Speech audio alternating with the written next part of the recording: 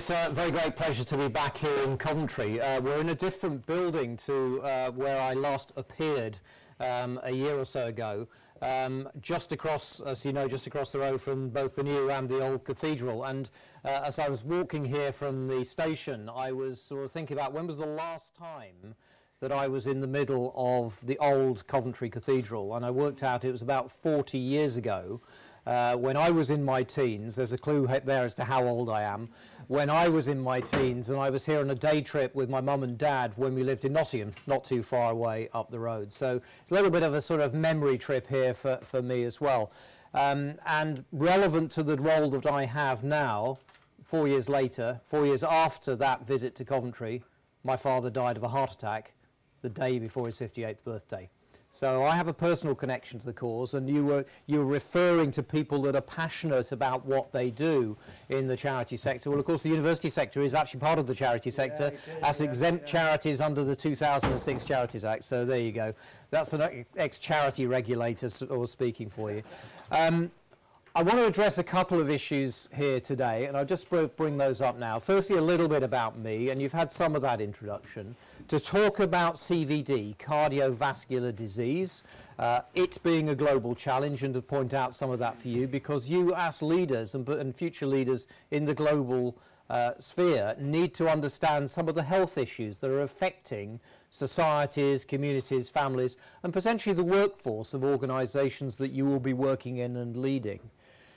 I'll mention more about my personal commitment to the cause of cardiovascular disease, talk a bit about what it is to be in a major charity, look at the influences that the British Heart Foundation has globally, and please don't be too deceived by the name British in the title. We're based here, but we do have a global impact. But also bringing that down to localities, to families, to individuals, because it is individuals who have heart disease, who have strokes and the like. It's not communities. And whilst the impact and the effects might be on communities and on families, it's the individuals that experience it. And then to talk a little bit about what it feels like to lead a large charity. And you mentioned that I was at the MS Society before this. That was a top 300 UK charity. The British Heart Foundation is a top 10 UK charity. And I'll talk a little bit about the size and scale of the operations as we go through as well. So, a bit about me. As we mentioned, I spent 23 years, in fact. Yeah, how could you forget those 3 years? I spent 23 years in the Royal Navy, which included time in command of a major warship, HMS Sheffield. It was not the one that was sunk in the Falklands in 1982. It was the replacement to that. And it is now, I think, the Almirante Williams in the Chilean Navy. So I went to the decommissioning in 2003. One of my last jobs was to spend 2 years as the only military officer working in one of our government ministers' offices, providing advice not just on military operations, but also the Ministry of Defence's civilian workforce, geopolitical issues, all sorts of things, basically anything that the minister threw at me. And the fact that every now and then I put my uniform back on wasn't really important. And so that has given me a perspective working across Whitehall, i.e. the civil service part of government here in the UK, but also Westminster, the political bit, which of course the general election on today. And I have to make an excuse that there's a taxi booked for me at 7:20 so that I can get the train to go back to London so I can vote in my constituency in Lambeth before the polling stations close at 10 o'clock. I spent time as Director of Operations at the Charity Commission, regulating charities in England and Wales. I have no clinical background, so it was something of a surprise when I was approached to see if I was interested in being the head of operations at the Healthcare Commission, regulating healthcare in England, both private and the NHS. And the issue there was they were looking for somebody with the skills in regulation who could run inspection regimes and the like. You had clinical experts who could provide all of that experience and expertise, but actually running the system of regulation was something that they were not used to. And then, frankly, there was this sort of moment we said, okay, well, if you can regulate charities, if you can regulate healthcare, then how about running a healthcare charity? And the Multiple Sclerosis Society, again, which was one that was very close cause to me. My aunt had multiple sclerosis, and I saw the impact that it had on her and her family, in particular her 2 children, who are about my age, and the effect that MS had on their upbringing. For example, that they couldn't both be at after-school activities on the same day because one of them had to be at home helping to look after their mum. And after the MS Society, I joined the British Heart Foundation about 2 years ago. Now, I want to talk about something about CVD, cardiovascular disease. Now, what do we mean by that? It's basically diseases of the heart and circulation. Sometimes the clue's in the Greek. So cardio is heart, vascular is to do with your circulatory system. And what that generally is taken to mean is heart disease, stroke, heart defects, those sorts of things. It covers a wide range of things. But cardiovascular disease is a global challenge, and you can see some of the issues here of some of the risk factors that are quoted by the World Health Organization. Now, about 17.5 million people will die this year from the impacts of cardiovascular disease, and many of them, those will be premature deaths, particularly in low and middle income countries. And the prediction is that without any action on our part, that would rise to about 23 million or so. Now, cardiovascular disease, you can see, is the global #1 killer, killing more people than cancer, for example, globally. Cancers quite often are regarded as a Western or developed or high-income country condition. Cardiovascular disease in many of those higher income countries, more developed countries, is declining to an extent, although there are some warning signs about future growth. But it is becoming a big issue in low and middle income countries. And most cardiovascular disease, but by no means all, can be prevented, or at least the risks reduced, by addressing some of the risk factors up there. So you can see high blood pressure is a key risk factor for development of cardiovascular disease, increases significantly your risk of having a stroke, for example. Obesity, something 31% of children in the UK at the age of 13 are either overweight or obese at the moment, significantly increasing their chances of developing diabetes. Diabetes is a significant risk factor in itself for developing cardiovascular disease, or just going straight to cardiovascular disease. So one way or another, a huge health burden for individuals and societies, and for any organisation operating globally. Actually, there are significant impacts there on the societies where your companies or whatever else might be working. So, what's personal about this for me? Well, I'm going to give you some personal examples about the individuals concerned. So, little Gretel here. I said most cardiovascular disease was preventable by addressing some of those risk factors. Gretel was born with a congenital heart problem. Nothing that she could do about it, and nothing actually that her parents could do about it. So prevention in this case is trying to address through research what gives rise to children developing cardiovascular disease. It's personal because it can see the decline of a loved one, in this case somebody suffering from severe heart failure. Heart failure is a very nasty condition. The prognosis for it is often worse than cancers, and yet it's so little known and understood. You will feel, if you are in end-stage heart failure, as if you're drowning, because your heart literally cannot pump the fluids around sufficiently. You'll get fluid build up in your lungs, you're much more prone to infections, you feel tired and lethargic. It's personal because it affects people at all ages of life, and it is a regrettable fact, I think, that at least some people in this audience will already have the early stages of heart disease. If you don't know your own blood pressure, if you don't know your cholesterol levels, for example, you may be laying down for problems, not just for 30 years on, but potentially for 3 years on as well. And it affects people from all different ethnicities and backgrounds as well.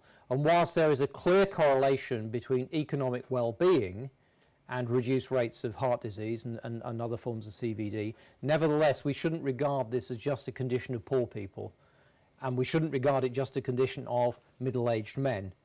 It affects women as much as men. Cardiovascular disease in the UK will kill 3 times as many women as die of breast cancer. I suspect not a lot of people knew that. And it's personal to me because it took my dad. So, what is a major charity? Well, in this particular case, for the British Heart Foundation, we have a clear vision. And we've gone through, and it's one of those things that chief executives do when they come into post, to go through and think about strategies and missions and visions and everything else. Well, we have those, and they're important to us. And they're clear and defining features. And there's something, and I said don't be put off by the name British in the title. Our vision is a world in which people do not suffer or die prematurely, etc. And our mission is to win the fight against cardiovascular disease. So we can't do that alone, clearly. We can't do that just by addressing issues here within the UK. We are part of a much more comprehensive global fight. But it's that clarity and that shared idea of what we're trying to do and how we're trying to achieve it which is so important to us.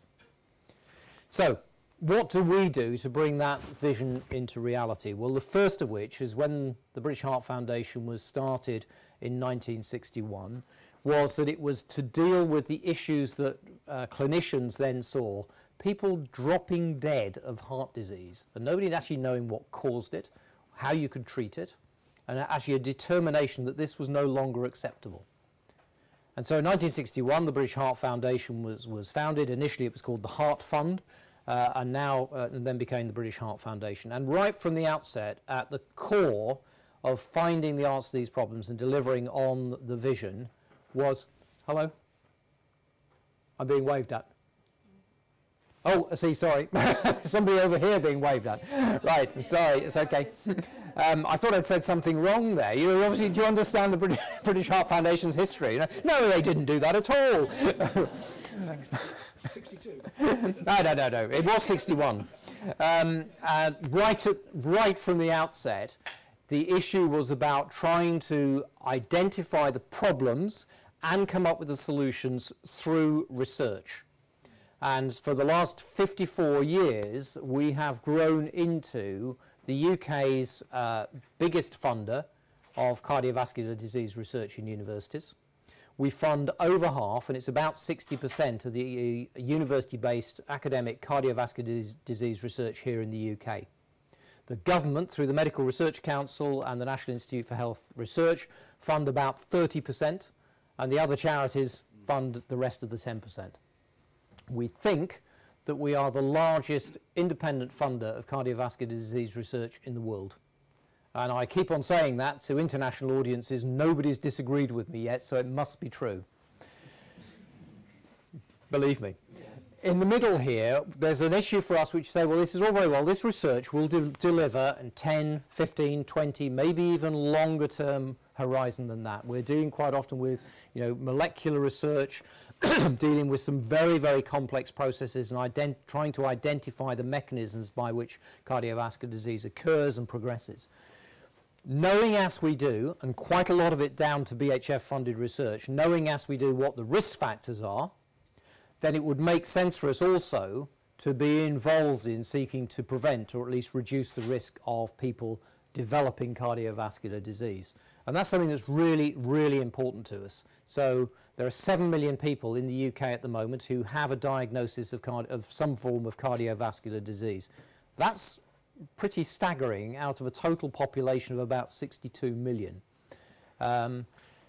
We also think that for those critical events, so somebody suffering a cardiac arrest out of hospital, most normally triggered by a heart attack, that actually our survival rates in the UK at the moment, at fewer than 1 in 10, are unacceptable.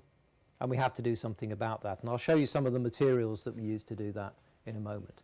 And then for those 7 million people who have a diagnosis, what can we do to make sure they get the best possible care, treatment and support? How can we provide them and their families with information so they know the sort of questions and discussions to have with their clinicians? And in order to do that, we have to engage with a multiplicity of different audiences and seek to influence everything from global policy through the World Health Organization through to a local council citing footpaths or something like that, encouraging them to make the environment physically easier for people to take physical exercise and activity by walking or cycling rather than using a car. Please note from the beginning, you will note that I said I walked here from the station. So important that in fact I live that dream as well. So, British Heart Foundation in a nutshell, and our Chief Finance Officer was absolutely insistent that I make it abundantly clear to you that these are the unaudited figures. for the financial year that finished for us at the end of March. So have you got that? Unaudited figures, okay? Great. Okay, so our turnover in the last financial year was about £287 million. Now, that makes us quite a large organisation. And our income, in that sense, comes from our shops and retail, and hence the reference to our retail business earlier on. We have nearly 740 charity shops in the UK. We are the biggest charity retailer in the country and the biggest in the world. And that part of our business employs about 90% of our staff. And you can see from that that our turnover in retail is about 173 million. We have costs, of course. We had to pay rent. We have 3 shops here in Coventry. We have to pay rent on those. We have to pay some of our staff, but the majority of our staff in our shops we don't pay. They're volunteers, and hence the reference to me volunteering in one of our shops last week to see what it felt like for the tens of thousands of people that volunteer for us. We're fortunate that many people are generous enough to remember us in their will, so that when they die we receive a legacy from them. And last year, for the first year ever, we broke the 60 million level for legacies. Our costs in generating that income are quite low. We do market legacies as a way of people remembering us in their will, but it's obviously often sometimes a very delicate conversation to have with people, and how you approach it is important. And then we do conventional fundraising, so bike rides, the sort of events that there's information on here at the front as well. And what that means is you can see the net figures there adding up. You'll see from that our charitable expenditure for last year of about £112 million. Now, the majority of that going on our research programme, and the rest of it on our prevention, survival and support activities. So, some more numbers. At the moment we've got about 3,300 staff, 20 paid staff, 26,000 or so unpaid volunteers, predominantly working in our retail operation, but we have fundraising groups right across the country. We have a magazine called Heart Matters, which we distribute free to people who want it, largely people who have had a heart problem or other cardiovascular disease problem. So you can see from that 350,000 or so. Please feel free to come and have a look at the end and have a look at this material as well, to keep them informed, so that we can, for many people, a diagnosis of cardiovascular disease is quite a depressing incident, whether it's occurred as a result of something fairly major like a heart attack or a stroke, or whether it's been lower level onset, so they notice they're getting a bit tired, they go to the doctor notices they've got some heart failure. It can be really depressing, and we try and provide them with the information, the facts, information about the sort of treatments that they might be expecting to get, but also inspirational stories from people that have taken on heart disease and won. So we can provide also advice through that about changing lifestyles. So if you've had one heart attack and you're a heavy smoker, you really would want to give up smoking, wouldn't you? Yes. Yeah, it's a no-brainer, really. Don't take it up in the first place if you can avoid it. But actually, all of those risk factors that led to you having a heart attack or stroke, you need to do something about. Otherwise, you're just going to have another one. And the next one, if the first one didn't get you, the second one may well do. We've got 145,000 followers on Twitter, nearly 300,000 Facebook fans, a big operation. And those Facebook fans are global. The majority of them here in the UK, but a lot right across the world. And in our shops, those 740 shops, 1 million people pass through our doors. So that's 1 million opportunities also for us, as well as trying to sell them something from our donated goods, also to make them much more aware of heart health, so they can see something about how they can adapt and change their lifestyle to reduce risk. I mentioned our research programme. Well, we've got 31 professors, British Heart Foundation professors, that we fund in universities across the UK. And at any one time, it's over 1,000 research projects. In fact, at the moment, there's about 1,230 live research projects that we have going on. And those range from, at the top of the tree, those 31 professors who are global quality people, and that's the academic gene pool that we're fishing in for those, through to funding PhD students. So we are very much about generating that talent to then move people on and support them through their careers. And in fact, the current president of the World Heart Federation, who's based in the States, a guy called Salim Yusuf, was funded for his PhD by the British Heart Foundation. And as he made very clear to me the first time I met him, I've got a very soft spot for the British Heart Foundation. I think thanks to Liam I can work with that. But this is really important about global influence through people as well as global influence through funding and the like. So, looking at the global influence itself, there are two main organisations that we are members of. The first is the World Heart Federation, and the second is the European Heart Network. And I became the president of the European Heart Network in November last year. This is the mechanisms by which we can seek to influence internationally policy around cardiovascular disease. In the European context, that's about things like food labelling, standardised tobacco packaging, influences of the transatlantic trade pact that's going through, TTIP, that you might be familiar with going through at the moment. You think, what on earth has a heart charity got anything to do with TTIP about? Well, you'll be surprised there about access to information, data, relations with the pharmaceutical industries and the like, and also things like medical treatments and how that might be affected by changes to the sort of trade regime. So something there about us being really influential in those fora so that we can influence not just the Commissioner for Health in the EU, but also for trade, consumer relations, consumer affairs, those sorts of things. And in the World Heart Federation terms, there's quite a lot here about knowledge transfer, because I'll show you in a moment how the disease burden works out across Europe and across the world. And so the focus of the WHF is very much on those low and middle income countries and how the higher income countries can aid and assist. And of course, coming from a high income country, we have a lot of knowledge that we may be able to help low or middle income countries with as well. So what does the disease burden look like across Europe first off? And I know for the purists amongst you, you'll see that Russia hasn't yet joined the EU. I don't somehow think that's ever going to happen, and we haven't quite reflected, because these maps are from about 3 years ago, haven't quite represented what's happened in the ground in Ukraine and the like. However, what we're trying to do in the EHN is influence European policymakers, link up members, because we are the biggest member of this network, but someone like the Romanian Heart Federation has about 2 staff members, one of whom is themselves a consultant cardiologist, so he can't spend all of his time running the Heart Foundation. So how can we assist our colleagues in Romania?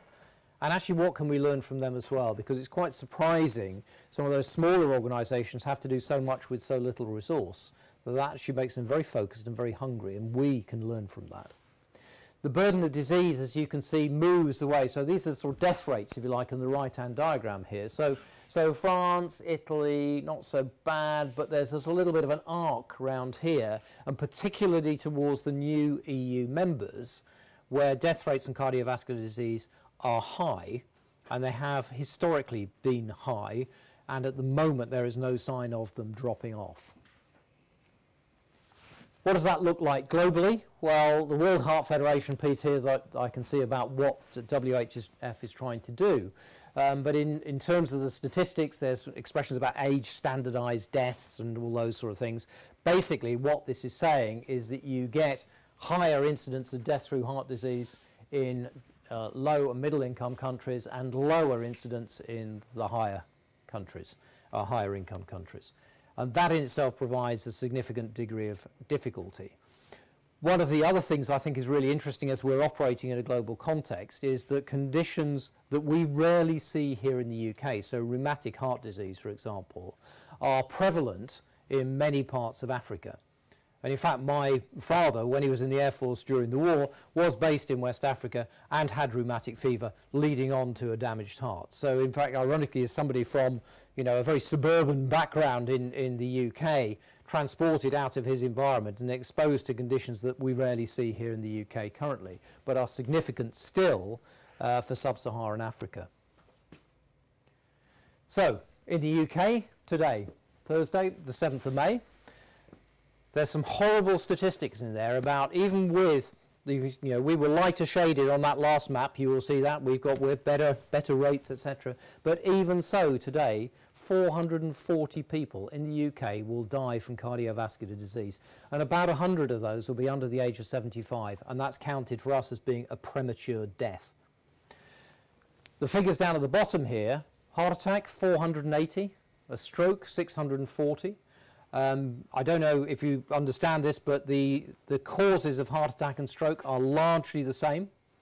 It's a blood clot. You either get a blood clot in your heart or your brain. The effects of it can be very significantly different, but the causes, the underlying causes are very, very similar. And I mentioned earlier on 7 million people in the UK with cardiovascular disease. So when you look at the global comparators, we're doing quite well. But actually, when you bring that to bear in what the numbers look like for the UK, that is a huge number of people. And it's, you know, multiply that across the world, there's huge numbers of people with CVD.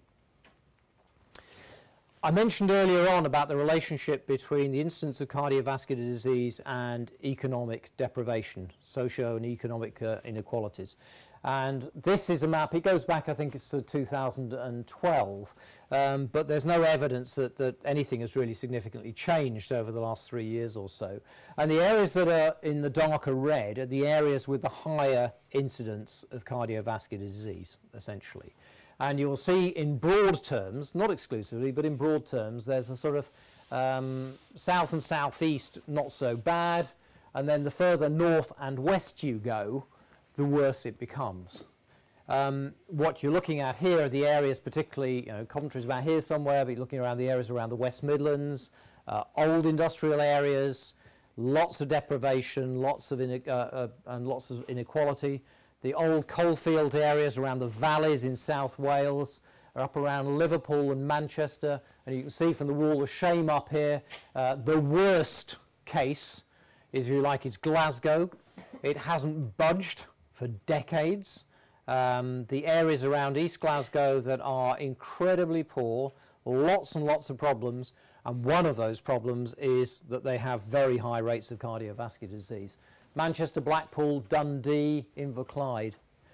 One of the interesting things I thought, if you remember the referendum on Scottish independence that was held last year, the areas that got the highest yes vote for independence were the areas of the highest incidence of cardiovascular disease. Aberdeen, Dundee, Glasgow.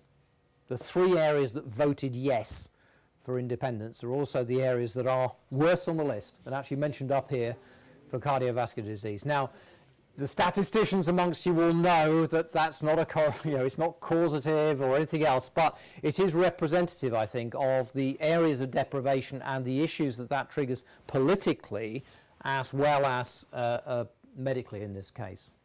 And then across to Northern Ireland, you know, some of the worst areas around Belfast, and ironically, some of the areas in Northern Ireland which are leafy and green fields and the rest of it are actually sometimes incredibly poor. But it could also be something to do with the diet in Northern Ireland. There's for breakfast they have a thing called the Ulster Fry, which takes the English fried breakfast onto a new and extreme level.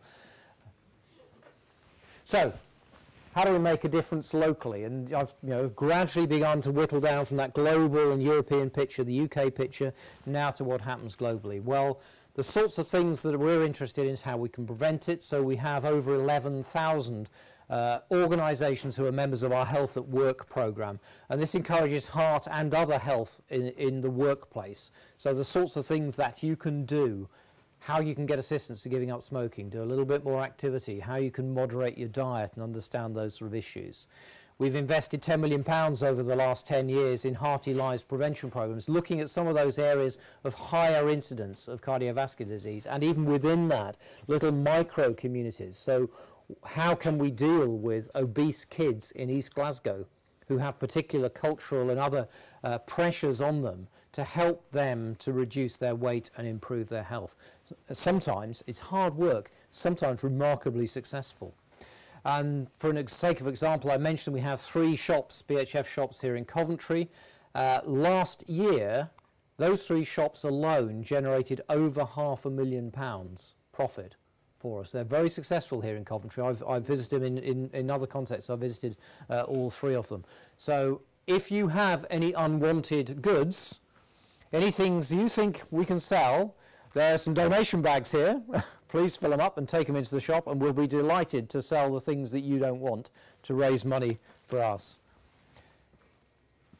So, putting that all together as part of our strategy, we came up during the course of this process with something that we wanted to be clear and simple, bearing in mind that those 3,000 staff or so spread out over 760 different locations, and that's just the offices and shops.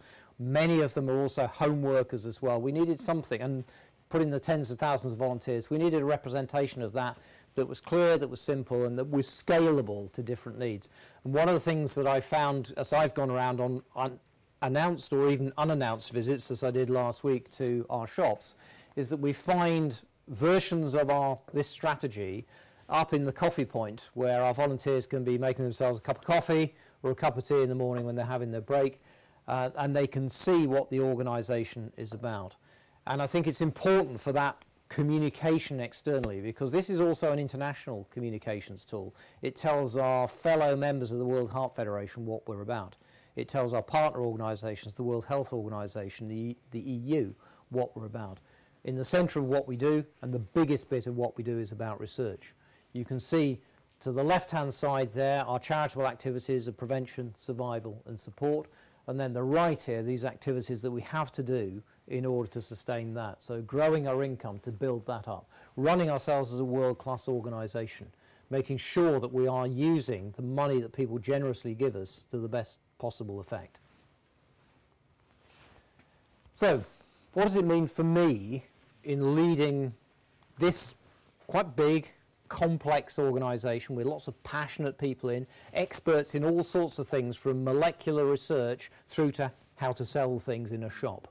How do I bring all of that lot together? Well, there are two issues to me. The first of which is the reputation of the British Heart Foundation is everything. And without a good reputation and without good awareness of us, we can do nothing. If people don't trust us, they won't give us money. They won't give us goods. They won't cycle, run, trek or swim. So please, if any of you fancy cycling, trekking, running or swimming, raising for money, please do it. But people have to trust us in order to do that. People have to trust us in order to leave us money in their will. They trust us to make good use of that money in taking forward those charitable activities that mean something to them. And the second point, I think, is really key, is that this is a people business. Everything that we have, we own some buildings, very, very few of them, most of them leased. We own clearly IT equipment and things like that. But what makes us as an organisation is people. And what makes us special is how you can get those skilled, talented and committed people working together for a common cause. And given the disparity of skills and expertise, given the fact that experts in their field tend to want to do things their own way, there is constantly this shaping process that you have to go through, making sure that you're engaging with people right across the organisation at all sorts of different levels, all sorts of different skills, backgrounds and experiences, to bring us together to understand what we're trying to do and co-create with people the way forward. And that strategy that I showed you earlier on with those circles was created with a huge amount of consultation and input from our staff, our volunteers and our stakeholders. And something I think shows through in the amount of take-up we've had of that people feel engaged with it. People ultimately are the only asset that we have. Now, it's a non-profit business. Now, what does that mean? Well, actually, it means that we talk about retail profit because that's how retailers like to talk. But that profit is something that we invest in doing good for other people. So we have to take that money and do something with it. And that gives us multiple bottom lines. We have to produce a report and accounts. There's a balance sheet, statement of financial activities, cash flow, all of that sort of stuff on it. We go through governance statements, risk analysis, all the sorts of things that you would expect to see in effectively a PLC's annual report. And we'll be publishing last year's report in September, I think. All of those things that you would expect to see have to be there in the numbers. But the real issue for us is not about whether we're, as we are doing at the moment, running a planned deficit, or whether we've made a surplus or profit or whatever else. It's the impact of our work on the issues of cardiovascular disease. Often very, very difficult for us to assess that. There's quite often quite a lot of judgment in that, but something that we have to make sure that we're reporting on really clearly in a way that a PLC doesn't necessarily have to. Because in a PLC's case, the shareholders want to see what value ultimately what value their shareholding is at the end. And of course these days it's important that businesses conduct themselves ethically and the like. And there's a degree of social responsibility. Well, A degree of social responsibility is not acceptable for us. We are a socially responsible business. That's why we're there in the first place, to deliver a public benefit. And we have to run ourselves in a business-like way to deliver against those multiple bottom lines. And sometimes that's quite a complex juggling act to get that right. And that means that we've got to make some assessment of our stakeholders' value in a way that's different to shareholder value, and understand also our social value, not just in what we deliver through our charitable objectives, but increasingly, for example, through our retail chain, where we have made a conscious decision that our high street shops, so the standard shops that you'll see, and 2 of which here in Coventry, are no or zero waste businesses. We sell or recycle everything. And that's a challenge for nearly 500 high street shops. But something we think is important. It makes business sense, if you like, to us in a way that is not just about the bottom line. And I've mentioned the importance of impact, and it's very difficult sometimes to measure what that might be. If we start off with funding a PhD student now, then the real impact of that PhD student's investment, well, clearly there'll be something there in the dissertation, one would hope, otherwise they're not going to get their PhD. Genuinely. But further on down the line, the real impact of that might come when somebody like Salim Yusuf comes out of the system in 30 years' time as a leader in his field, making an impact because we have drawn him into doing cardiovascular disease research in the first place. We recognise talent, we were prepared to invest in that. But even from some of our bigger programme grants, which have a 5-year lifespan, the real impact of that for patient care may only come 15 or 20 years after that grant. So very difficult sometimes to judge what the impact might be and how you make those balance of investment decisions essentially between that research project or that one. So I come with a give, which is me telling you about my world. I also come with a series of asks, and I've sort of intimated what some of those might be. Please pop along to one of our shops. Volunteer, see what it's like. I really enjoyed my time last week as a volunteer. It's well worth it. It's something to put on your CV, but actually you're paying back something.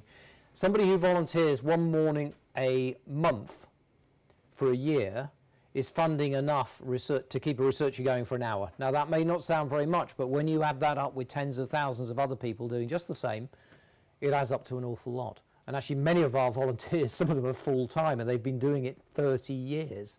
I love going to present certificates and awards at ceremonies to a volunteer who's been committed to our cause, often giving up days of their time each week to help support it, and doing that for 30 years or more, come rain or shine. Wonderful, wonderful organisation. If you have unwanted clothes, when you'll come a time when you leave the University of Coventry, you may not be able to stuff everything in the back of somebody's car or take it all home with you or whatever else. If you have unwanted stuff, don't just stick it in the rubbish. Have a look at it, because there are things we can sell.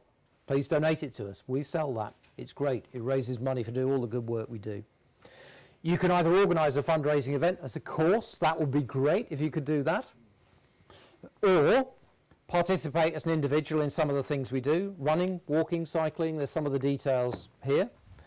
The details there are there for contacts as well. We've got a bike ride coming up on the 19th of July, not too far away from here in Solihull. So, if you're a cyclist, go and participate in that. There's a choice of different, there's a huge panoply of things that, if you'd like to, I'd be really grateful if you could involve yourself in. There's one other thing that I just want to mention on the way past, which is, if you like, I mentioned our survival rates from cardiac arrest. Each year in the UK, there are about 30,000 out-of-hospital cardiac arrests. Now, most of those are triggered by a heart attack. So a heart attack is a blood clot forming in one of your coronary arteries. It's a plumbing problem, if you like. But the plumbing problem is going to cause you difficulties. It is an emergency. You do need to go to hospital, to A&E. But the plumbing problem itself can cause problems with the electrical system in your heart and stop it. And that's called a cardiac arrest.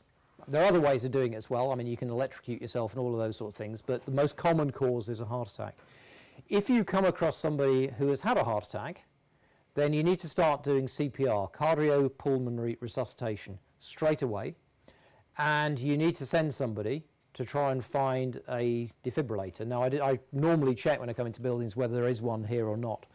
But if I give you an idea that in the UK, our survival rate for those out-of-hospital cardiac arrests is less than 1 in 10.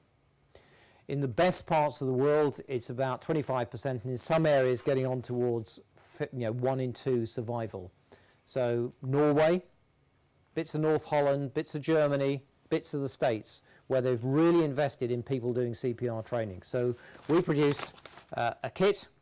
We've produced a mechanism where people, and we're providing it free to secondary schools to train as many kids as possible, but groups like yourself get together, do CPR training, because it'll save a life.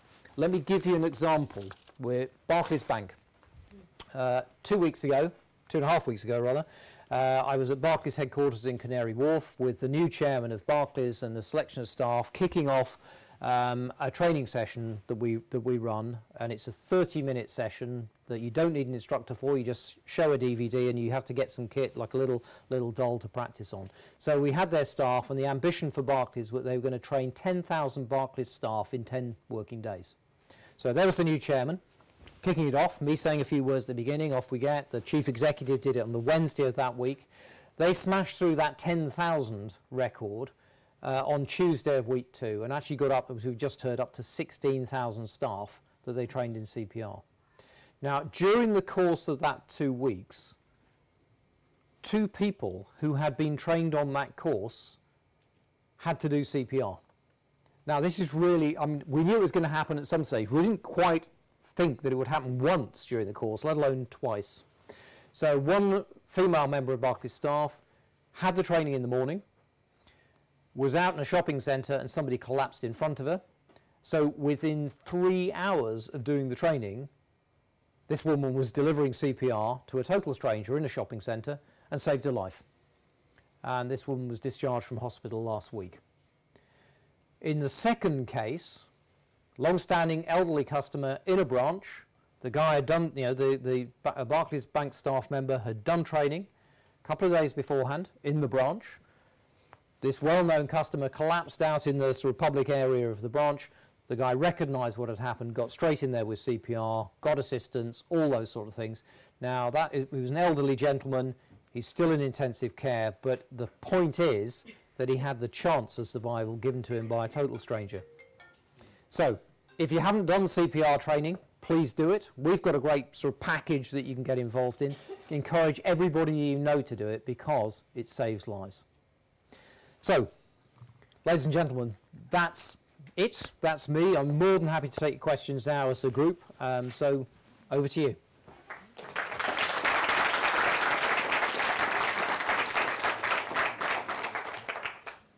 Please. I had a couple of questions. About the influence, how much do you influence, how much do you influence the NHS and its policies and guidance, and also the National Institute for Clinical Excellence on what they do within the NHS for heart patients? Yeah, a lot is the answer to that. Firstly, the NHS itself, clearly now there are 4 NHSs in the UK, plus Jersey, where I was last week and talked with the health minister there, Guernsey and the Isle of Man. So we've actually got 7 jurisdictions that we work across. It's really important for us that we are influential in setting the standards. So in England, for example, we were instrumental in getting through the cardiovascular disease outcome strategy 2 years ago. The issue now is then holding the NHS to account for delivering on those things. We have similar relationships with the devolved administrations and governments. For example, working very closely with the Scottish Government with their out-of-hospital cardiac arrest strategy, which they launched 2 months ago. And has actually got so many references to the British Heart Foundation in it that you'd almost think it was our document. So it's really important for us to be there, not just with a seat at the table, but a leading role in assisting government formulate, in whatever guise, formulate policy. That then comes into effect with NICE, where we provide expert opinions to NICE on drugs and treatment regimes and the like. We also develop our own treatment regimes, so the support element of what we do is quite often involves us trialling new ways of working, which we then sort of market to the NHS to take on. So an example of that would be if you have severe heart failure, you need to have intravenous diuretics, so something that will reduce the fluid from you. Now, traditionally, you've had to go to hospital as an outpatient to do that, and it takes a day, and it's a day out of your life. You're in a hospital. It puts you at risk of all sorts of other things, because hospitals are actually quite dangerous places that you want to avoid if you can do all of those things. We trialled and then demonstrated the effectiveness of a system where somebody could get, through a nurse-led service, not a doctor-led service, a nurse-led service, intravenous diuretics in the home. And clearly we had to show that it was safe, and we were able to do that. We had to show it was clinically effective, and we were able to do that. We had to show that it was cost-effective, and actually it saves money. And we also then, the added benefit is that patients like it, because they don't have the trials and tribulations of having to go to an outpatient's appointment when they're feeling bad. So we influence in terms of the policy, but we also influence in terms of what we demonstrate and can show to be cost effective and efficient and the like. So is that from your own? You mentioned about your references of documentation being high. So is that you producing British Heart Foundation producing their own documentation from their researchers that they are funding?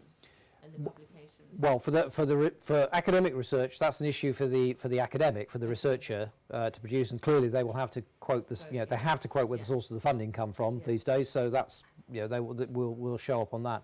For the things that we run ourselves, we're really keen to make sure that they're credible, not just because we say them. Because some people, if they don't want to do something, they say, well, it's just you saying that.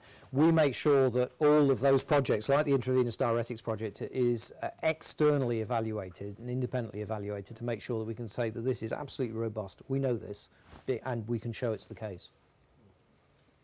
Excuse me. Yeah, please. Thank you very much. Sami Youssef, MA-HRM. First of all, I would like to thank my university and its staff to give us this chance to meet leaders as you, Mr. Simon. Secondly, I have two questions, if you don't mind. Now, first of all, you mentioned that, and it's clear that the turnover, it's a global problem. It's not just for any companies, but do you have any clear workforce planning in your organization, and including the retention and learning and development for the staff? Because as I say that the more focus on the client and how we influence him, engage them. When I see the key activities, engage and influence, your strategy, it's very helpful, and I really appreciate that when you mention to the people as an asset. It's not just people in the organization, but how attention you are paid for the HR department to help you move the organization as a multinational corporation. This is the first question. It's long. I'm sorry about that. The second one. I'm just making notes here, right? No, I'm sorry. What strategies do you use to cope the differences between the cultures during the whole countries you manage? I think this differences might need a strategy you have used. Thank you very much. Okay, thanks.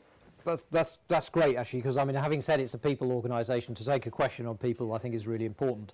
So people for us, I said they are our only asset, whether we pay them or whether we don't. So whether they are staff members or volunteers.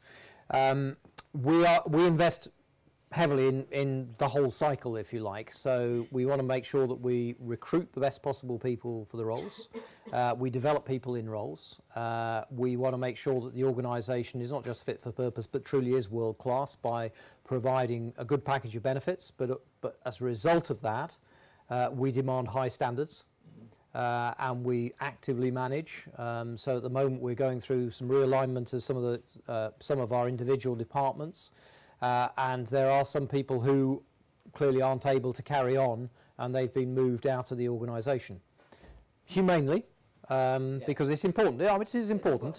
Because as you mentioned that research in 2013, the number of the people who are CVD will rise to 23 million, and this number of it needs served from employees who has retention, and who have, because the charity and non-profit organization, their power with their vision, because by that way they control the people. As my research and as I read about that topic, is there a commitment from you as a CEO for that organization in the HR department and to create that value?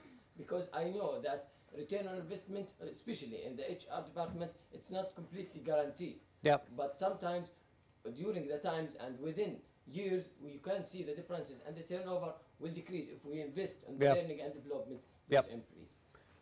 All of the above. No, but I think, I think you can make a statement about we are a people-based business, people are our only asset, but you have to do something about that that's practical. Yes. So for a start, in structural terms, we have a director of people and organisational development, which reflects the fact that we have paid staff, unpaid staff, or volunteers, and we also need to be continually developing as an organisation. We have invested quite significantly over the last year to 18 months after I've sort of come into post in increasing the size of that, introducing talent management, for example. We are about to start off leadership development for the sort of top 70 or so of our leaders in the organisation, including me. We are, in fact, tomorrow having the third of our leadership days for those 70 people. So we're now calling it Leadership Conference to give it status in the organisation. We've got a lot of effort into aligning people into roles. We invest also quite heavily in talent development for our volunteers, actually. So we're keen that our volunteers, some of whom are coming to us for work experience to put on a CV to help them get a job. I think last year it was something like 650 NVQs through Derby College for volunteers, for example, who are prepared to commit the time in getting involved in customer service, stock control and those sorts of things in the retail business. So, yes, is the answer. We award the class as we already award that. Okay, thanks. There's certainly one here. Can I take the one at the back and then to you? Is that okay? So. Hello, my name is Faisal. I have one question and one suggestion. Yeah. My question is that according to the statistics of British Heart Foundation, many of the cardiovascular diseases are because of smoking. The major second cause is smoking. Yeah. What does the British Heart Foundation do to discourage people from smoking? Because it is not dangerous for the health of the smoker. Yep. Passive smokers are also being affected by that. Great. What strategies are there for that? Sure.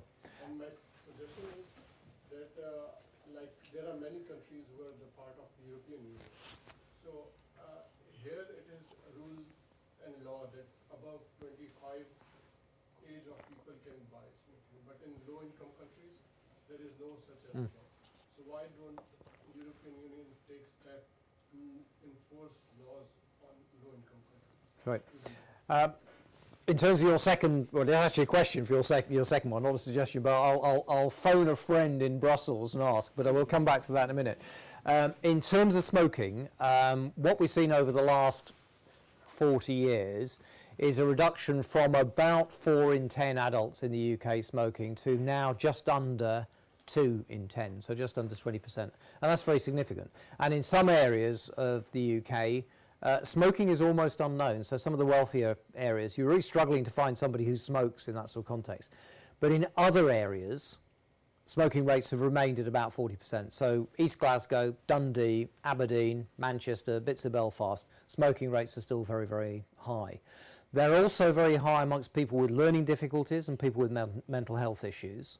And we need to do much more, I think, to engage those communities and the charities actually that represent them to discourage smoking, because it's, I think there's sometimes the sort of attitude, well, they've got learning difficulties, let them smoke because they like it, sort of thing, and it's it's their only outlet. But I think we need to address, if you like, one of the outlets of both of parity or equality between physical health and mental health has got to be respectful of both of those issues. Now, you asked what we're doing about it. We've been, as an individual organisation, campaigning very heavily on things like the ban. You may not be aware of it, but you used to be able to get cigarettes in vending machines. That was banned. That was the BHF did that. Because one of the difficulties was that kids could just come around the back door of the pub, stick the money in the vending machine and just go out without having to have any human interface at all. And so that was a BHF law, if you like. We had to clearly persuade parliamentarians to take it up and vote it into law and all the rest of it. We've been really active on a couple of measures that have become law recently and therefore will be implemented in the next few months. The first of which is an addition to the Children and Young People's Act, which is about smoking in cars when there are children present. So that was BHF and a number of other organisations being really active to get that into that bill and making sure, although it started off as an England-only piece of legislation, getting the commitment of the governments in Scotland, Wales and Northern Ireland that that particular clause from the Children and Young People's Bill would be implemented in Scotland, Wales and Northern Ireland, respectively. The next bit you will have seen legislation on standardised packaging of tobacco products, not plain packaging because they will still have gory pictures on, but they won't be branded as extensively as they are at the moment. Now that piece of legislation was in severe danger of running into the sand and not being brought in before the general election. In fact, the Prime Minister at one stage said, probably about 18 months now ago, said, right, it's not going to happen. And it was a huge battle then by us and other organisations to get that back onto the agenda, go through the independent review that the Department of Health put in place, and then finally it was one of the last pieces of legislation that was passed before Parliament dissolved in preparation for the general election. And that will become law later on, next year. So smoking in cars when children are present becomes law in October. Standardised packaging is about 10 months off now. So very active in terms of that public health engagement. To try and make sure that the policies at national level are set to make it discourage people, to make sure that taxation levels are there to incentivise people not to smoke. But at a very practical level, we run No Smoking Day every year, so that's in March each year, where we get together with Coalition and a sort of focus attention into trying to make people aware of the dangers of smoking, but also the ways in which you can give up. So the NHS do actually provide some good services. It's a question of getting people to realise that they need to go to them and start delivering on that as well. So we're very keen to influence, about 23,000 people a year die of smoking-related cardiovascular disease in the UK. It's a huge number. So we're really keen to make sure that smoking is history as quickly as possible. Okay, and sorry, in the European context, it is a really significant problem that whatever Europe might see overall, culturally in many countries, smoking isn't seen as being a problem. And so you can see countries who are where we were 30 years ago, 40 years ago, 50 years ago. And we do need to work really hard to get that awareness, because ultimately the things that will change law or get law enforced is the community itself, society itself saying, smoking? Yeah, that's horrible. What's that about? Basically. And I say that as an ex-smoker. I used to smoke, so it probably makes me even worse. If you like. Okay, sorry, please. That's a very impressive story and a great experience I heard from you. And actually, I just do the volunteer for great. For her foundation this morning. Oh, brilliant! He's not a plant, by the way. I have two questions. If I want to open like this kind of charity NGO, how can I cooperate with the government? For cancer or the children. So, but where would you want to open it? Maybe in China. In China. So, I mean, clearly you understand the political situation and stuff that is in civil society is still relatively early days. There are sources of information and assistance from people like the World Heart Foundation, for example, in setting how you set up an NGO. But maybe the thing to do is just drop me an email and I'll maybe provide you with some other sources of information. Is that okay? Do you need to pay the tax for the government with this charity? Do we pay tax here? We pay a limited amount of tax. We don't pay corporation tax. So those figures, the surplus you saw there is ours to use for our charitable purposes. We pay VAT on most things. That are clearly, like anything else, there are some exceptions to that. So, and clearly we have to pay things like national insurance to contributions to staff and those sort of things as well. And how was the and we also get a discount off business rates for shops and things. That's a charity. So we don't pay 100. In the high street shops here, we will be paying less business rates. Yeah, and I subscribe your website. And how was the heart research works these days? How's it work? How the research development is these days? Right. I think that's a deceptively simple question for a very, very complex answer, because the sheer range of things that we fund is enormous. I will give you some examples, though, one historic and then one very, very recent. So the historic example about how our research influences is about heart attacks. So I mentioned heart attacks being caused by a blood clot. Well, it was British Heart Foundation research that demonstrated that it is a blood clot that causes a heart attack rather than a blood clot is caused by a heart attack. Now, that may not sound, just playing around with words there, but once you realise that the blood clot causes the heart attack, then actually it introduces a whole new series of treatment regimes. Actually, some of them very, very simple, like use of aspirin, for example, is an immediate treatment.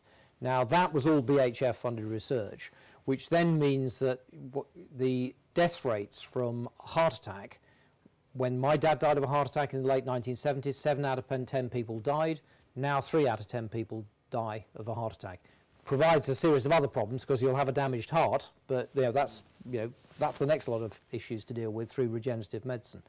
But that's an example of where British Heart Foundation research has made a huge impact, not just here in the UK, but it's changed treatment regimes globally.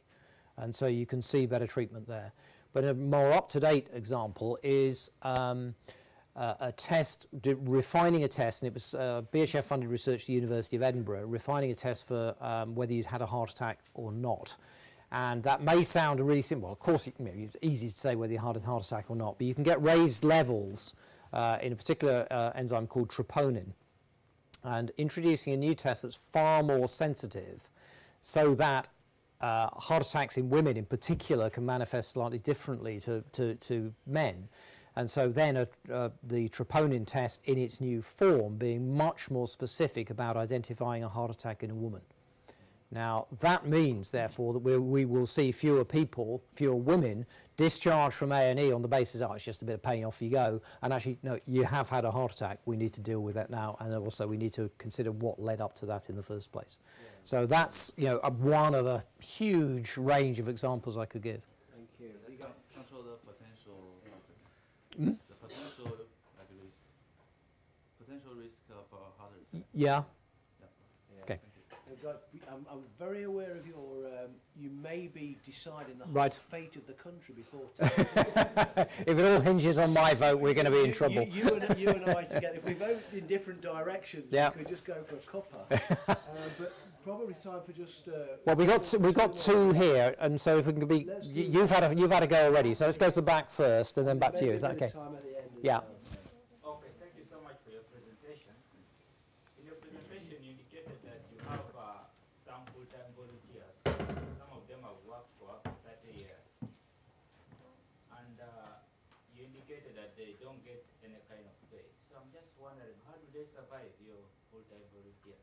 Because they have to meet some basic daily. Some of them, in fact, many of them will be retired, so they have a pension. Some of them will maybe be working part-time for money, and they work part-time for us for no money. Some of them will have, be potentially wealthy themselves and, not need to work, but offer up something like that. Some of them will be trying, for those for 30 years, is quite often somebody who has lost somebody to heart disease, but they've got an income, so from a pension or something along those lines, so they maybe don't need the money and they just want to give something back and do something that will help other people or stop other people suffering in the way that they and their family have suffered as well. Now, I know, which means the model that we have here in the UK is not something you can just transplant into every other country in the world. It just won't work. But there are some elements of that, I think, like anything else. If you're working internationally, you have to take the key elements and then make them specific to the society and the culture that you're working with. Final question, if I may, very quickly. Quick question, quick answer. Okay, I'm a PhD student in the health and lifestyle interventions. And you want funding? No, I've got funding already. I just wondered if you thought about investing research into help-seeking behaviours. So what makes people actually seek help to want a better lifestyle, and the mental health wanting, you know, if you have better mental health, you have better self-care. Yeah. And you were talking about your promotion on all the things that are bad for bad smoking, you know, smoking's bad for you, and the research actually says people don't want to hear that, they shut off and shut down. Know. And so I was just going to suggest perhaps more research into help-seeking behaviours. What makes people actually make those life changes. Yeah. Thank you. We do that, and in fact we apply that in our campaign. So I'm caricaturing, if you like, but I think the one thing, I mean, in the smoking issue, I think is a really important one, because there are all sorts of reasons why people take up smoking. And for me, you know, it was common, it was part of that, you know, when I was 17, 18 or whatever, and it wasn't the health message that made me stop. You also have to recognise that, you know, nicotine is highly addictive. And so blaming people that are smoking for not stopping smoking is actually a pretty ridiculous and counterproductive thing to do, because it's so addictive.